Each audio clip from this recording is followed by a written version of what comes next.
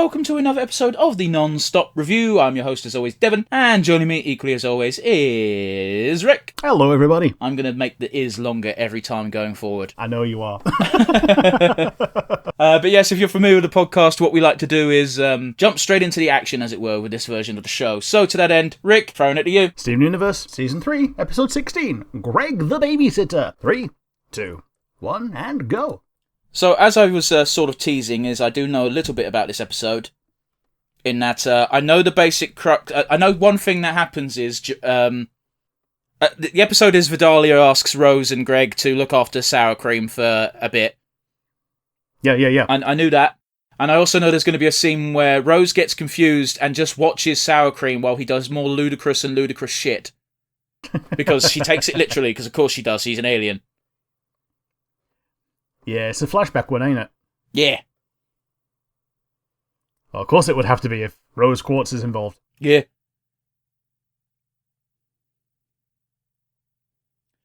Do you know what? That was a baffling thing as a kid. Yeah, that things have been... people have been doing things longer than you've been alive. Yeah. Jeez, I'm only 29. There's still plenty of people who've been doing shit for longer than I've been alive. Yep. Give it another 10 years, maybe not. Like, Mario is older than me. Sonic is older than you. Yeah. But I was around when Sonic appeared in the universe. Yes.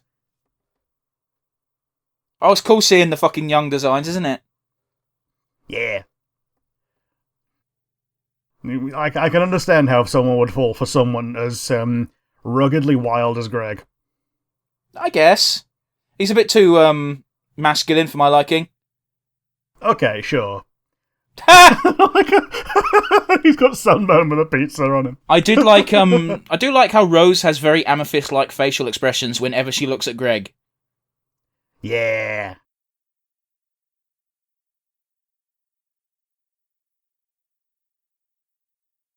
Ain't nothing wrong. Well, there's a lot wrong with that, but at the same time, there isn't, you know? Yep. The main thing wrong with it is, normally there's hornets around it. Well, also, you don't know who fucking ate those. What they did to them. Well, by the way, they're not gonna... We were talking over it because of the trash food, but the little interaction between everyone and Greg was awesome. Of little, I can't remember, it was like a fist bump or something with Amethyst. Completely ignored by Pearl. High five from Garnet and hugs and kisses from Rose. Awesome. I do not like how... I don't like it. What, Sour Cream just having little dot eyes? It doesn't look like a human. But then again, I suppose none of the Onion family does. Oh, he's still got his adult voice.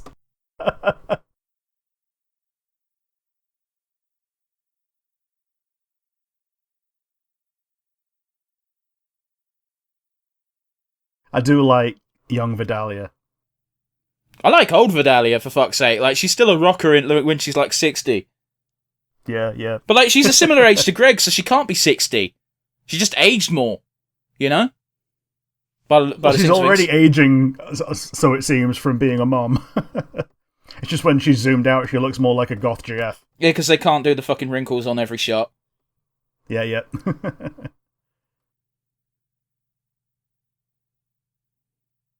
I'd be pissed as well. Dickhead. Man, the cereal just good, though. No, but you can't eat it. It's one of those. It's a good treat to get the cereal dust on top of your cereal. Are we gonna ignore the deep ass voice Sour Cream had as a baby? Oh, I brought it up before. Like, the first thing he did was use his adult voice to react to something. I thought you meant Greg. No.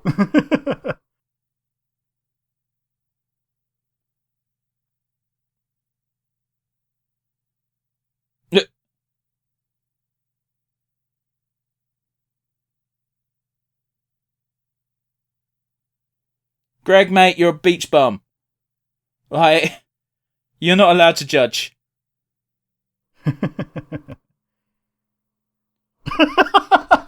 Like, there are people who act like that. I remember one time I was really upset when a goldfish died, and were you 10? I was less than 10. Then that's okay. And someone at school who was also my age just was like, "Get over it. I had a goldfish, and the next day it died. I didn't give a fuck." And I'm like, I'm still upset. I've had this fish for like a year. It had a name. I think it was Marmalade. What, that killed your fish? No, Marmalade was the goldfish. Oh, that makes more sense. Because it's orange. But the actual reason was we had one goldfish that would eat every other goldfish in the tank. Yeah, that makes sense. And when we got Marmalade, we were like, yeah, this fish is going to get eaten. So we gave him a food name. And then he lived for like a year. Fair.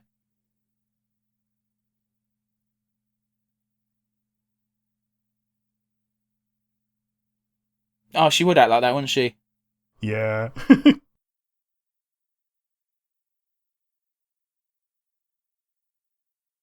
Vidalia is a special onion that is only grown in one state in America. They're incredibly sweet, apparently, as well. Really? I wouldn't know. I'm not an onion guy. Greg, you fucking arsehole! Alright, it was only 2 seconds, but still.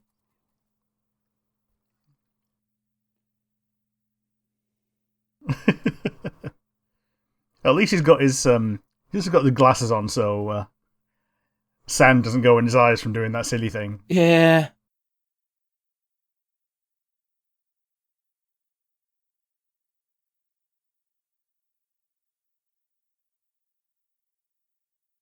Right. Yeah. It would be confusing to a race that is literally grown from nothing in the ground. Yeah, they're grown from scratch. They basically are the gem, and that's all they are. And then the human form is just a holographic projection. Which again is why I like the fact that the Rule 34 subreddit changed the name to, yeah, let's look at fucking sexy space rocks. Yeah. In fact, this entire show was called Gay Space Rocks by the fandom for the longest time. Because it is. Yeah. The only one who's not gay is Amethyst, and even then I'm pretty sure she's at least bi. She's pan. Pan Space Rocks. Don't get me started on that shit. The difference between pan and bi is so flimsy, I don't see the point in making a distinction. Yeah. Like, in an ideal world, there wouldn't be a distinction. I've had not arguments, because the person who I have disagreements with on this subject is, I know he's not going to change his mind on it. So I always just go, listen, I'm just going to stop talking. That doesn't mean I've conceded. It just means I know this is going nowhere. So what's the point in having the conversation? Because I'm not going to budge, because I'm not giving you the satisfaction, because that's my mindset. Yeah, I'm not conceding the point when you know that you're right. Because you know the definitions. I never said that he was technically incorrect. We were arguing two different points. You know what I mean? You know when you have a conversation with someone and it devolves into an argument, but one of you realises you're arguing two different things, but the other person doesn't. You try to explain that's what's happening, but then they're like, no, but I'm not wrong. And it's like, that's not... Now we're arguing over whether it's... You're a fucking idiot. Oh no! Well, this is what I was telling you about. I knew that Rose was told to watch the baby and then proceeded to watch the baby. Yeah. It's like, oh yeah, watch the building. Yeah, first it started to fall down and then it fell down. No, Greg's pretty athletic. Yeah, he is. This is when he was skinny. I do like that. How are you so calm right now? Because it's a baby and doesn't know that it's in mortal peril. Babies have no concept of self-preservation because they don't know what life and death are. Yeah, until they feel pain, they don't know that something causes pain. And they're like cats, they can't plan forward. Yeah, I suppose that's correct. If I'm going to yeet my head onto the ground, I don't know or care that it's going to hurt, because I've not done it in the last 5 minutes. Man, speaking about mortality, I had this really weird fucking experience the other day where I was just thinking about it, as you do. And there was a brief moment of about 5 minutes where I felt this odd sense of bliss where I'm like, I'm okay with the fact that I'm going to die one day. And then after those 5 minutes were up, I went, man, I'm scared. I don't like thinking about it. But then sometimes you get a brief moment of clarity where you're like, it doesn't matter, it's fine. But then that moment of clarity goes and you're scared again, and it's like, oh, why is my brain like this? Mm-hmm. Yeah, the saving grace is that it's stopping you from being immortal during the heat death of the universe. That's not a saving grace, fuck you. But that's not really a consolation when, you're going to have to do it. Ugh. Man, there was a weird moment in a video game that actually made me kind of okay with the concept of death a little bit. Weirdly enough, it was Assassin's Creed of all things. There was a note on a dead body in the middle of nowhere, and the note just said, I don't want to die alone. But then I realised everybody dies alone. Like, no one can do it with you. And I was just like, yeah, thanks, video game. This is the stupidest fucking sense of fucking, relief I've ever felt, but thank you.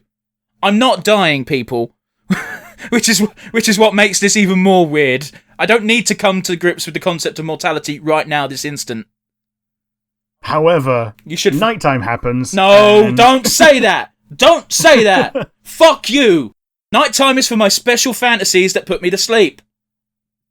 Well, you've got the special sleep position, and you can go to the sleep position and go to sleep. I also have to have my thoughts clear. Usually they're cleared by, the usual generic fantasies of...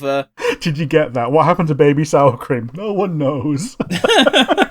Silly shit. But yeah, it's one of those where I need the special sleeping position and my mind needs to be free. I need to think of dumb shit. And usually that dumb shit is like, man, I'm in Dark Souls and I can kick every boss's ass, even though I'm clearly physically not fit enough to do that. However, I can on a controller, so therefore it translates to real life. And then that usually cogs me out. But yeah, anyway, I got a bit away from me. Rick, what did you think of the episode, bud? It was a nice one. We don't get to see too many full episode flashbacks, and this was one of the better ones of that. In fact, I think it's the first one that I can remember that it is almost entirely a full episode flashback. So it was nice to see, as you said, at the beginning when it was the song and we got the different gems reacting to Greg in different ways. Yeah. That was a nice bit of... We've seen it in the past, but it was a nice bit of reinforcement on the world building, Yeah, and if I recall correctly, the last flashback episode we had was just a little bit of a flashback that was half an episode maybe. It might have been the whole episode. It was a while ago where Greg and Rose tried to fuse and then Pearl was like, fucking suck it. Yeah. We should probably actually do our wind down to that end. Do you have a favourite moment for me? My favourite moment, it was actually literally the last moment. What happened to baby sour cream? No one knows. It was stupid. It's very interesting that Greg has a relationship with Vidalia, because you'd think Vidalia would have some resentment considering his bandmate / manager is the one who fucked her in the first place. I mean that in the figurative sense, although I realise it's also the literal sense. Yeah, literally the literal sense. That's why she's got a child. Yeah. Yeah, but different people are different people. You can't put all of your woes onto someone who is tangentially related to someone who's wronged you. I'm not saying you should. I'm just saying, it's a very common enough thing to happen, not necessarily deliberately. Oh yeah, totally. So she's showing intense emotional maturity, even at a young age, as a young mother, by being able to look past that and still be friends with a friend. And being forced to do the worst job in living memory, retail. Yeah, retail, selling t-shirts. Slightly less bad than working in a grocery store, but whatever. Yeah. But yeah, how about you? What was your favourite moment? Rose going, I can't believe you're the same creature. Yeah, it's a nice bit of insight into how, like we said during the episode, they don't know how it is to not be a gem. Well, also, Rose's big deal is that she's an alien. It's very easy to forget that the gems are aliens. Oh yeah, totally. But yes, let's go ahead and ask the thing that actually matters for our board, and that is, Rick, MVP. I think my MVP might actually have to be Vidalia, because she's the one that gave Greg the idea of growing up. I don't think she did. I kind of think she did, because they were in the same house together when she said, yeah, I've got a job now, we've got to put food on the table for the kid, and we have responsibilities, and all that jazz, and then gave him the chance to have a bit of responsibility for himself, looking after baby sour cream. Well, again, I don't think that she was the thing that gave him the kick up the arse. I think it was Rose telling him, oh, you're just a baby, because to her, he is. And that's when he went and got the job. She was like, oh my God, I'm a baby. Or I am a kid, whatever his exact wording was. You know what I mean? Like, I'm not taking away anything from Vidalia. She certainly planted the seeds, but I think Rose is the one who needs to actually have the credit for giving the kick up the arse. Yeah, okay. Vidalia planted the seeds, Rose watered them. Oh, there's a mental image. But yeah, how about you? Who was your MVP? I'm going to give the MVP award to Baby Sour Cream, because Baby Sour Cream was an odd-looking being and amused me by the fact that it was going "Mwah" in a super deep voice. Very odd. Yeah. His full-on adult voice. And he looked so much cooler with his sunglasses on as well, didn't he? Yeah, that was a free upgrade from Greg. Yep.